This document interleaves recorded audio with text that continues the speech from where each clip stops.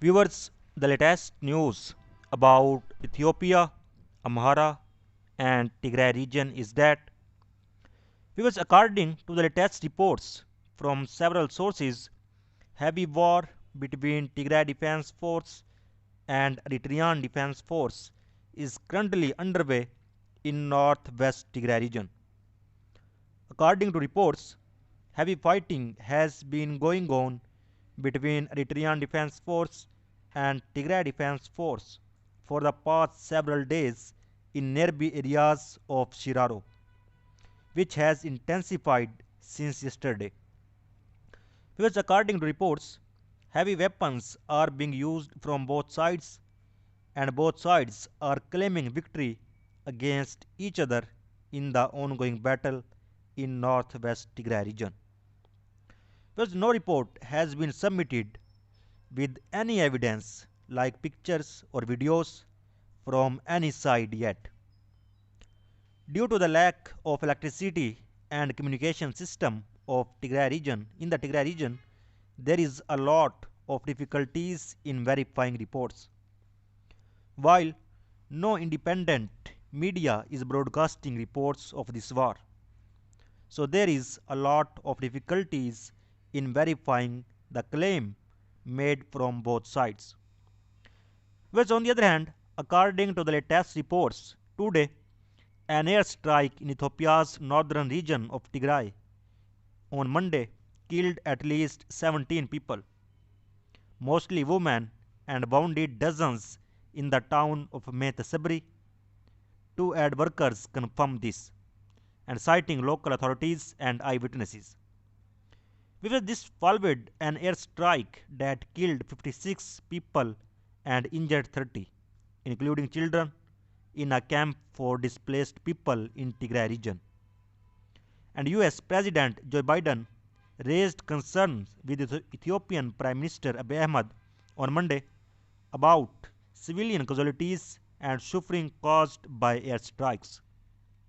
And Ethiopian military spokesperson Colonel Getnet Adane and government spokesperson Lagese Tulu did not immediately respond to a request for comment on the Sabri airstrike. And the government has previously denied targeting civilians in the 14-month conflict, which pits Abey's federal forces and their regional allies, backed by Eritrea, against Tigray Defense Force. And each side blames the other.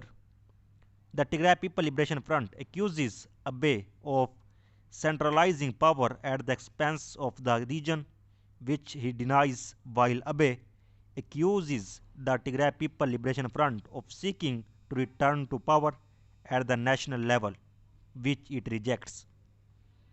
And on the other hand, an air bridge between Ethiopia and the United Arab Emirates and Iran has ensured Ethiopia is equipped with all the armaments it needs to defeat the Tigray Defense Force in the ongoing conflict.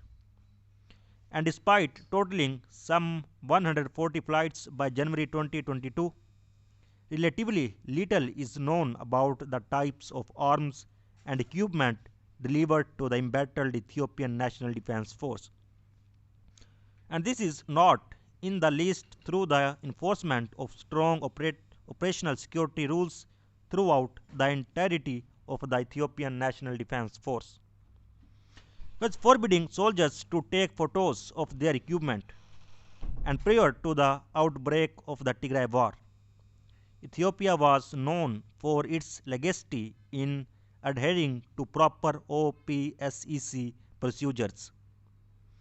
And in an effort to return the tide in the ongoing Tigray War, Ethiopia has devoted most of its scarce resources to the acquisition of unmanned combat aerial vehicles from a number of countries around the world.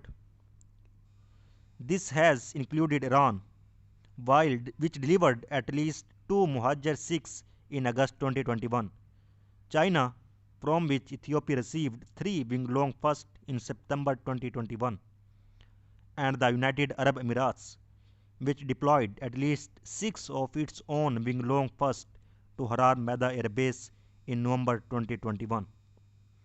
And a number of Emirati delivered VTOL UCAVs also continue to see services in Ethiopia. And however, less is known about the types of the ground based weaponry delivered to the Ethiopian National Defense Force. Well, the country's original inventory of armored fighting vehicles and towed artillery pieces appears to have been sufficient to replace combat losses and the loss of some 100 tanks and 70 artillery pieces to Tigray forces. And in contrast, the Ethiopian National Defense Force lost most, if not all, of its large caliber multiple rocket launchers, guided rocket and ballistic missile systems when Tigray forces overrun their bases in the Tigray region. And the delivery of equipment such as large caliber rocket system to replace Ethiopia's lost capabilities thus seems plausible. And more than 400 Somali recruits were killed by Eritrean troops in several training camps. Thousands of others were deployed to take part in Ethiopia's conflict, and many more have been thrown into forced labor, an escaped recruit has told.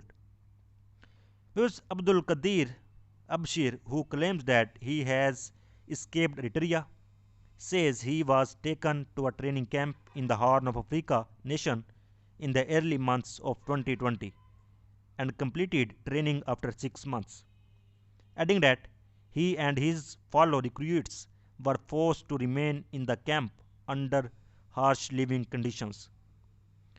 And the recruits, who have been missing since 2019, have no sufficient access to medicine and food, and many have died from diseases. And according to Abdul Qadir, who also reports clashes between the Somali military trainees and Eritreans that left dozens of unarmed recruits dead. And more than 5,400 young men had been taken to Eritrea for a military training, who were moved to 3 separate camps, and most of them are held at facilities for ransom after the Somali federal government failed to pay expenses claimed by Eritreans for the food, drink, and medicine costs, he added. And Somali government has not yet commented on the claim. Several other young men who said they had escaped Eritrea made similar assertions, which Somali Guardian has not been able to verify independently. And army officials said weeks earlier that the soldiers would be returned home, and it is not yet clear why the government is dragging its feet to bring the recruits back to their country more than 2 years after most of them had completed training. So viewers, so far the latest update. For more latest update, please subscribe channel. Thanks for watching.